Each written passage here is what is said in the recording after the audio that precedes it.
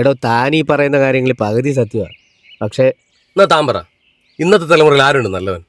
ഏതൊരുത്തുണ്ട് നല്ലവൻ? എൻ്റെ പൊന്നു കുരി വെച്ചാൽ കുറച്ച് നാൾ മുമ്പ് വരെ ഇതൊക്കെ തന്നെയായിരുന്നു എൻ്റെയും ചിന്ത. മതി സുധാര, തന്നെ ആ പിഴകളെടുത്ത് ആശുപത്രി കൊണ്ടുവരുന്ന നന്ദിയില്ലേ താൻ കാണിക്കുന്നത്? അതെനിക്കറിയാം. എടോ അതിങ്ങനെ പുച്ഛിച്ച് പറയേണ്ട ഒരു കാര്യമല്ലടോ.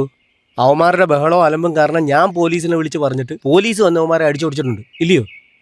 എനിക്ക് നെഞ്ചുവേദന വന്ന് കുഴഞ്ഞു വീഴുമ്പോഴേ എന്നെ രക്ഷപ്പെടുത്തേണ്ട കാര്യമില്ല അവന്മാർക്ക്. എന്നിട്ടും നിങ്ങൾ ഈ പറഞ്ഞ പിഴകൾ എന്നെ എടുത്ത് ആശുപത്രി കൊണ്ടുപോയി. അതിനെന്താ? അതിനെന്താന്നല്ല, അതിൽ കാര്യമുണ്ട്. അവന്മാർക്കിടയിൽ നല്ല മനസ്സുള്ളവന്മാരുണ്ടോ? തനിക്ക് ആമ്പിള്ളേരില്ലാത്തതുകൊണ്ട് തോന്നുന്നത് ഇതൊക്കെ.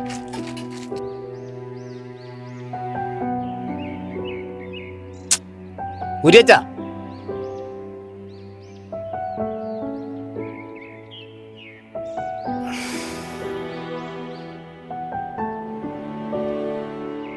എന്താ കുര്യച്ച, എന്തോ തന്റെ പ്രശ്നം എന്നോട് പറ. ആ ജോർജിന്റെ മകൻ ജോജിയെ കുറിച്ച് നിങ്ങളുടെ അഭിപ്രായം എന്താ? അവൻ പിഴയില്ലേ? അവൻ ഇത്തിരി പഴയാ. ഇത്തിരിയല്ല, മൊത്തത്തിൽ പിഴയ അവൻ.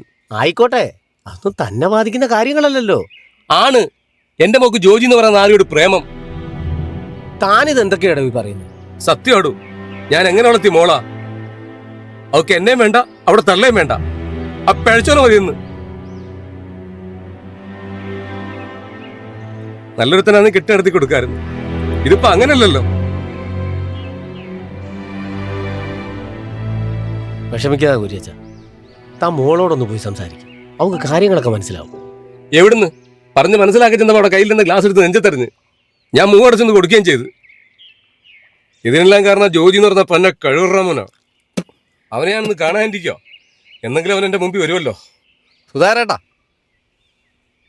ആ ജോജി വന്നിരിക്കുന്ന ഒന്നും മിണ്ടല്ലേ. എന്താ മോനെ? ഒരു സിഗരറ്റ്. എന്താ ചോദിച്ചേ? ഇല്ലല്ല, ഞാൻ പിന്നെ വരാം. അവിടെ നിങ്ങളിതെന്തോ കാണിക്കുന്നത്?